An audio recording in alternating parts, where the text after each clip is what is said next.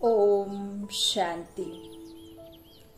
6 दिसंबर 2023 के ईश्वरीय महावाक्य हैं। आज के मुरली क्लास में मीठे बाबा ने कहा, मीठे बच्चे, मैं तुम्हें फिर से राजयोग सिखलाकर राजाओं का राजा बनाता हूँ। इस फिर से शब्द में ही सारा चक्र समाया हुआ है। प्रश्न है, बाप भी प्रबल है तो माया भी, दोनों की प्रबलता क्या है? उत्तर में बाबा ने कहा, बाप तुम्हें पतित से पावन बनाने में बाप प्रबल है, इसलिए बाप को पतित पावन सर्वशक्तिमान कहा जाता है। माया फिर पतित बनाने में प्रबल है। सच्ची कमाई में ग्रहचारी ऐसी बैठती है जो फायदे के बदले घाटा हो जाता है। विकारों के पीछे माया तवाई बना देती है। इसलिए बाबा कहते, बच्चे देही अभिमानी बनने का पुरुषार्थ करो। गीत है, हमें उन राहों पर चलना है। ओम शांति। तुम बच्चों को किन राहों पर चलना है? जरूर राह बताने वाला होगा। मनुष्य रॉन्ग रास्ते पर चलते हैं तब तो दुखी होते हैं। अभी कितने दुखी हैं? क्योंकि उनकी मत पर नहीं चलते, श्रीमत पर नहीं चलते तो दुखी हैं। सब उल्टी मत पर चलते आए हैं। जब से उल्टी मत देने वाले रावण का राज्य शुरू हुआ है, बाप समझाते हैं तुम इस समय रावण की मत पर हो। तब हर एक का ऐसा बुरा हाल हुआ है। सब अपने को पतित कहते भी हैं। गांधी बापूजी भी कहते थे, पतित पावन आओ। गोया हम पतित हैं, परंतु कोई भी समझते नहीं कि हम पतित कैसे बने हैं। चाहते हैं भारत में राम राज्य हो, परंतु कौन बनाएगा? गीता में बाप ने सब बातें समझाई हैं, परंतु गीता के भगवान का नाम ही उल्टा लगा दिया है। बाप समझाते हैं, तुमने क्या कर दिया है? क्राइस्ट के बाइबल में पोप का नाम डाल दें तो कितना नुकसान हो जाए। यह भी ड्रामा है। देखो, बाबा कहते हैं, परंतु बाबा फिर किसी को दोष नहीं देते। बाबा कहते ये भी ड्रामा की नूंद है, भागी है। जो हुआ सो हो रहा है। ये ड्रामा बना बनाया है ना, हूबहू वैसे ही चलेगा। तो बाबा कहते हैं, बाप बड़े से बड़ी भूल समझाते हैं। यह आदि मध्य अंत का ज्ञान गीता में है। बाप समझाते हैं, मैं तुमको फिर से राजाओं का राजा बनाता हूँ। तुमने 84 जन्म कैसे लिए यह तुम नहीं जानते हो, हम बताते हैं। यह कोई भी शास्त्र में नहीं है। शास्त्र तो अनेक हैं, भिन्न भिन्न मतें हैं। गीता माना गीता, जिसने गीता गाई है उसने ही राय दी है। कहते हैं, मैं तुमको राजयोग सिखाने फिर से आया हूँ। आते हैं, रहते थोड़े ना है यहाँ, है ना। कल्प कल्प संगम युगे आते हैं। तो तुम पर माया का परछाया पड़ गया है। अभी फिर से मैं आया हूँ। गीता में भी कहते हैं, हे भगवान फिर से गीता सुनाने आओ, अर्थात फिर से गीता की नॉलेज दो। गीता में ही यह बात है कि आसुरी सृष्टि का विनाश और दैवी सृष्टि की स्थापना फिर से होती है। बाबा कहते हैं, फिर जरूर कहेंगे वापस। गुरु नानक फिर से आएगा अपने समय पर। चित्र भी दिखाते हैं, श्री कृष्ण भी फिर से वही मोर मुकुट वाला होगा। तो यह सब राज गीता में है, परंतु भगवान को बदल दिया है। हम ऐसे नहीं कहते कि गीता को नहीं मानते, परंतु उसमें जो उल्टा नाम मनुष्यों ने डाल दिया है, उसको बाप आकर के सीधा करके समझाते हैं। यह भी समझाते हैं, हर एक आत्मा में अपना अपना पार्ट नुधा हुआ है। एक का ना मिले दूसरे से, सब एक समान नहीं हो सकते। जैसे मनुष्य माना मनुष्य, वैसे आत्मा माना आत्मा, परंतु हर एक आत्मा में अपना अपना पार्ट भरा हुआ है अपने अपने कर्मों के अनुसार, है ना। आपकी भाग्य की रेखा को आप लिख सकते हैं, लेकिन वो कर्मों के द्वारा ही लिख सकते हैं। तो बाबा कहते हैं मैं भी आया हूँ, लेकिन आप यदि अपने कर्म नहीं सुधारेंगे तो मैं भी कुछ नहीं कर सकता हूँ, है ना। तो इस तरह से बाबा कहते हैं कि जो मैं सीधा करके समझाता हूँ, यह भी समझाते हैं कि अपना अपना सबका पाठ है, परंतु हर एक आत्मा में अपना अपना पाठ भरा है। तो यह बातें समझाने वाला बड़ा बुद्धिमान चाहिए। बाप जानते हैं कौन समझा सकते हैं, कौन सर्विस करने में समझदार है, किसकी लाइन क्लियर है। देही अभिमानी रहते हैं, सब तो परिपूर्ण देही अभिमानी नहीं बने हैं, अभी तो ये समय आया नहीं है।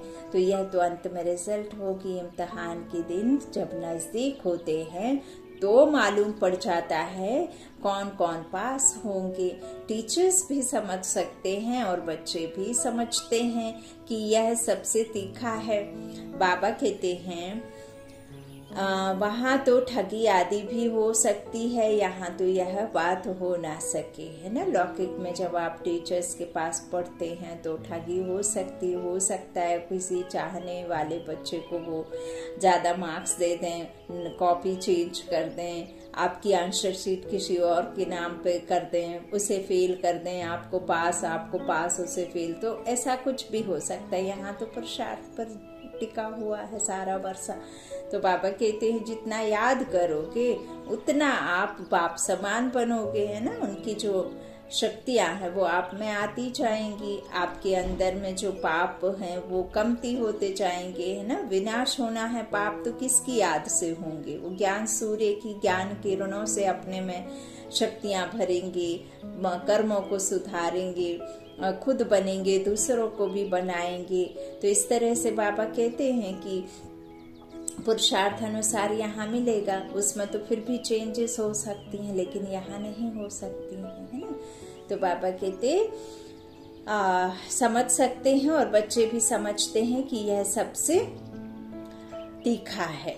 वहाँ तो ठगी आदि हो सकती, यहाँ तो यह बात हो ना सके। यह तो ड्रामा में नींद है, कल्प पहले वाले ही निकलेंगे। हमें पता चलता है सर्विस की रफ्तार से इस सच्ची कमाई में घाटा और लाभ, ग्रहचारी आदि आती हैं, चलते चलते टांग टूट पड़ती है। गंधर्व विवाह करने बाद फिर माया एकदम तबाही बना देती है। माया भी बड़ी प्रबल है, बाबा प्रबल है पावन बनाने में, इसलिए उनको सर्वशक्तिमान पतित पावन कहा जाता है। और फिर माया प्रबल है पतित बनाने में। सतयुग में तो माया होती नहीं, वह है ही वॉइसलेस वर्ल्ड। अभी है एकदम विशेष वर्ल्ड, छीछी दुनिया। कितनी जबरदस्त प्रबलता है। चलते चलते माया एकदम नाक से पकड़ तबाही बना देती है, फारकती दिला देती है, बाबा से दूर कर देती है। बाबा से ये देह भान जुड़ने नहीं देता, क्योंकि ये देह भान में जो भी रिश्ते नाते हैं ना, वो क्या होता है, उस सुप्रीम सोल गॉड फादर तक पहुंचने नहीं देते हैं, क्योंकि आप खुद को सोल नहीं समझते हो। सोल जब समझोगे तब सुप्रीम सोल के पास जा सकोगे। जैसा जिसके साथ संबंध, जैसा जिसका आधार लोगे, वैसे ही तो पहुंचोगे ना। तो बाबा कहते हैं इतनी प्रबल है कि वो सब कुछ भुला देती है ना, नाक से पकड़ करके तबाही बना देती है। तो बाबा कहते हैं भल सर्वशक्तिमान परम पिता परमात्मा को कहते हैं। सर्वशक्तिमान किसे कहते हैं? परम पिता परमात्मा को। परंतु माया भी कम नहीं है, आधा कल्प उनका राज्य चलता है ना। और रावण क्यों चाहेगा कि मेरे राज्य में राम आए, है ना। तो बाबा कहते हैं भल आखिर में उससे जय श्री राम कहना ही पड़ेगा, लेकिन वो कोशिश तो करेगा। किसी के राज्य में आप घुसोगे तो वो घुसने देगा, वो तो कोशिश करेगा कि आपको भगाया जाए, है ना। तो बाबा कहते ये तो पराई दुनिया है, पराये तन है। हाँ, मैं अपनी दुनिया में तो आया नहीं हूँ, पराई दुनिया में आया हूँ, अब वो घुसने देगा क्यों? तो वो भी प्रबल है। हाँ, मैं हूँ तुमको जगत जीत विश्व जीत माया जीत बनाने में प्रबल हूँ, और वो नीचे गिराने में, तो दुखी करने में। बाबा कहते हैं इस तरह से माया कम नहीं, आधा कल्प उनका राज्य चलता है। यह कोई थोड़े ही जानते हैं। दिन और रात आधा आधा होता है, होता है कि नहीं, रात 12 घंटे की और दिन 12 घंटे का, फिर चौघड़ियां 4 वो उसमें बांट दिया है, सुबह दोपहर शाम और रात। तो बाबा कहते हैं ऐसे ही ये 4 युगों में बटा हुआ है ना, सतयुग, त्रेता, द्वापर, कलयुग। और जो अथम सीजन होता है वसंत ऋतु, वो ये संगम युग, 5वां जो मौसम चलता है ना। मौसम के लिए भी गाना बना है ना, 1 बरस में मौसम 4, मौसम 4, 5वां मौसम प्यार का, है ना।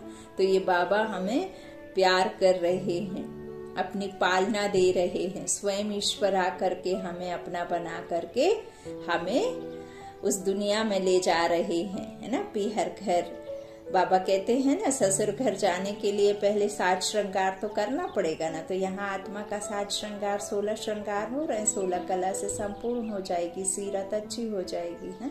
सूरत थोड़े, बाबा कहते सूरत तो यहाँ पे कई समझते हैं, है ना, लेकिन बाबा कहते हैं सूरत नहीं सीरत। हाँ, इस शरीर का चित्रण नहीं, चरित्र का चित्रण। तो अवगुण नहीं, गुणों का चित्रण। तो गुण धारण करना है सद्गुणी बनने के लिए। 7 गुण है ना आत्मा के, वो वापस बाबा देने हमें आए हैं, समझाने के लिए। तो बाबा कहते हैं आधा आधा होता है, ब्रह्मा का दिन, ब्रह्मा की रात। अभी ब्रह्मा क्या है, चढ़ती कला में है ना। तो बाबा क्या कहते हैं, 1 जन्म लगता है विष्णु बनने में और 84 जन्म लगते हैं ब्रह्मा बनने में। फिर भी सतयुग को लाखों वर्ष, कलयुग को कितने वर्ष दे देते हैं। अभी बाप समझाते हैं तो समझ में आता है, यह तो बिल्कुल राइट है। बाप बैठ पढ़ाते हैं। कलयुग में मनुष्य थोड़े ही गीता का राजयोग सिखाए राजाओं का राजा बनाएंगे। ऐसे तो है कोई है नहीं जिसकी बुद्धि में हो कि हम राजयोग सीख राजाओं का राजा बनेंगे। वो गीता पाठशालाएं तो अनेक हैं, परंतु कोई राजयोग सीख राजाओं का राजा व रानी बन नहीं सकते। कोई भी एम ऑब्जेक्ट राजा ही पाने का नहीं है। यहाँ तो कहते हो हम बेहद के बाप से अभिषेक सुख की राजाई पाने के लिए पढ़ते हैं। पहले तो अल्फ पर समझाना है।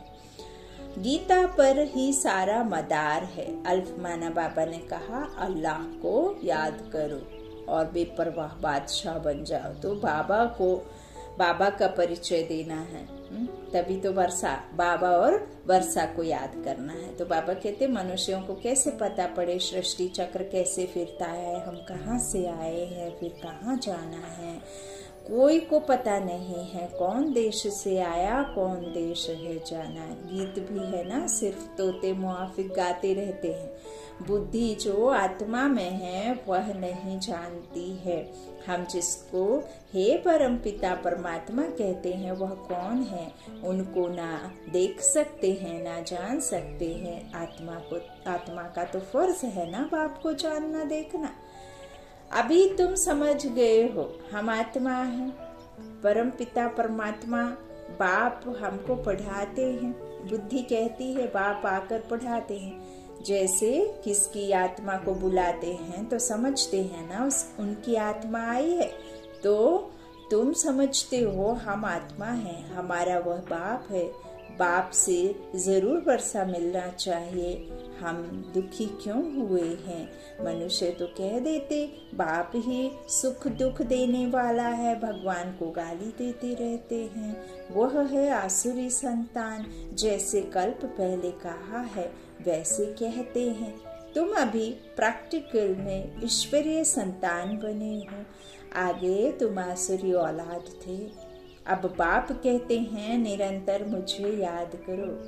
किसको भी यह 2 अक्षर समझाना बहुत सहज है। तुम भगवान के बच्चे हो। भगवान ने स्वर्ग रचा, अब नरक बना है, फिर स्वर्ग बाप ही रचेंगे।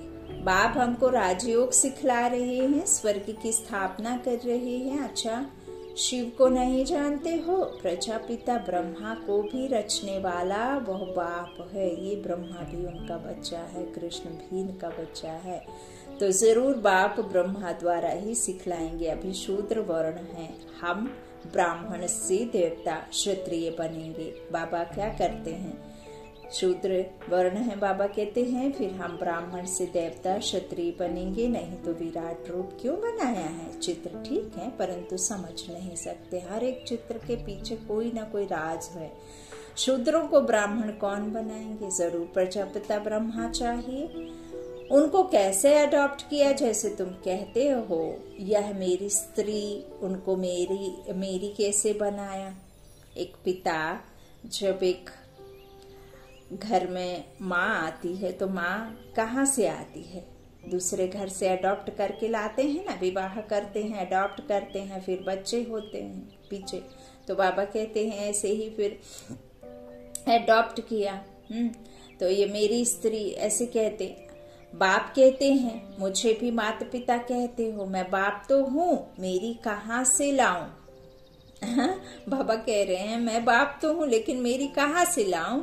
तो फिर ब्रह्मा माँ इनमें प्रवेश कर इनका नाम ब्रह्मा रखता हूँ। स्त्री अडॉप्ट की जाती है, जैसे लौकिक बाप स्त्री को अडॉप्ट कर कुख वंशावली रचते हैं, है ना, कोख से जनते हैं बच्चे। तो बाबा कहते हैं मैं मुख वंशावली रचता हूँ।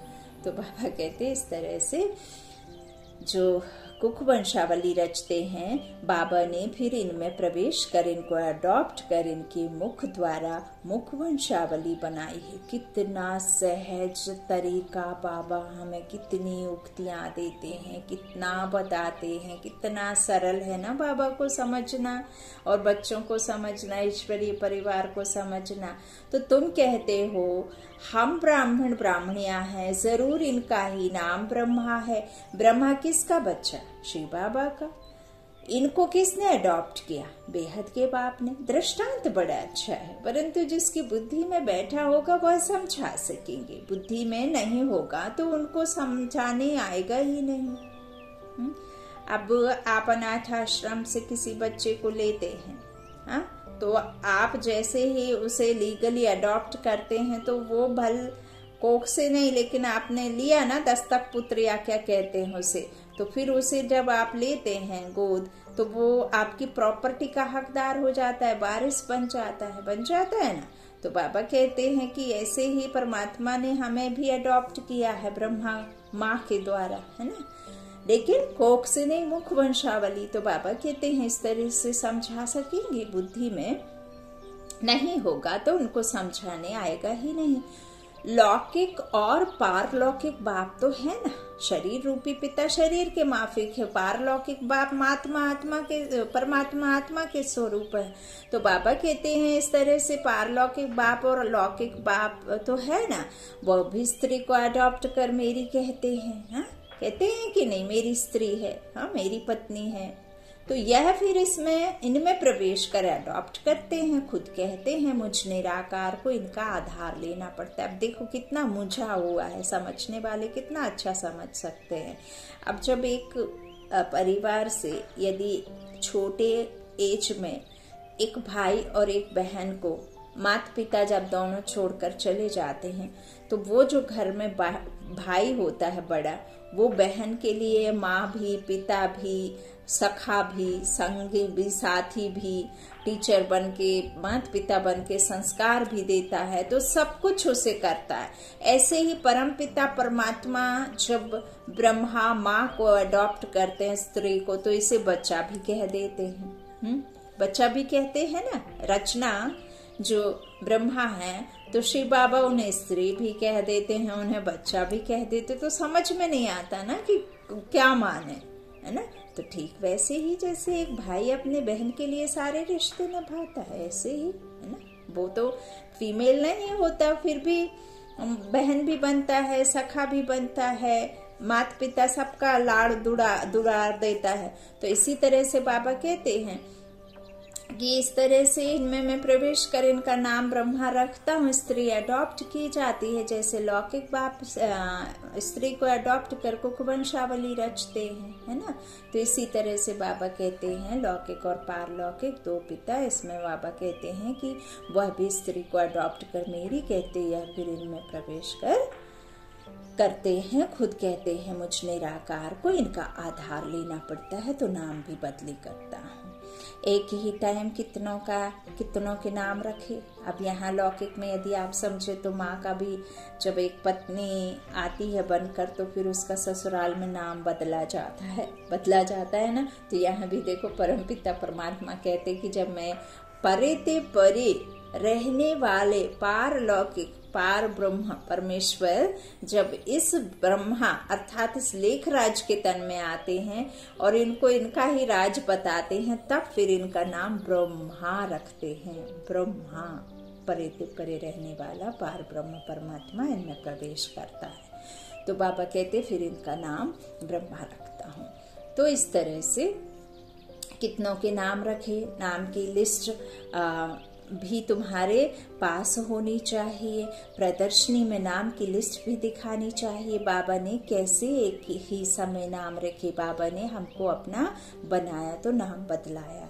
उनको भृगु ऋषि कहते हैं। जन्म पत्री तो भगवान के पास ही है, वंडरफुल नाम है। अब सभी तो है नहीं, कोई तो आश्चर्यवत भागंती हो गई। बाबा कहते अब नाम नहीं रखता हूँ, क्योंकि सबकी स्थिति ऊपर नीचे डबाडोल होती रहती है ना, तो भागंती हो गई। आज है कल है नहीं। नंबर 1 दुश्मन है काम। यह काम विकार बहुत तंग करता है, उस पर जीत पानी है। गृहस्थ व्यवहार में इकट्ठे रहकर उन पर जीत पानी है। यह है प्रतिज्ञा। अपनी वृत्ति देखनी है, कर्मेंद्रियों से विकर्म नहीं करना है। तूफान तो सबको आते हैं, इसमें डरना नहीं है। बाबा से बहुत बच्चे पूछते हैं यह धंधा करें व नहीं करें। बाबा लिखते हैं मैं कोई तुम्हारे धंधे आदि को देखने आया हूँ क्या? मैं तो टीचर हूँ पढ़ाने के लिए। धंधे की बात हमसे क्यों पूछते हो? मैं तो राजयोग सिखाता हूँ। रुद्र यज्ञ भी गाया हुआ है, श्री कृष्ण यज्ञ नहीं। बाप कहते हैं लक्ष्मी नारायण में यह सृष्टि का चक्र ज्ञान ही नहीं। अगर यह मालूम हो कि 16 कला से फिर 14 कला बनना है तो उसी समय ही राजाई का नशा उड़ जाए।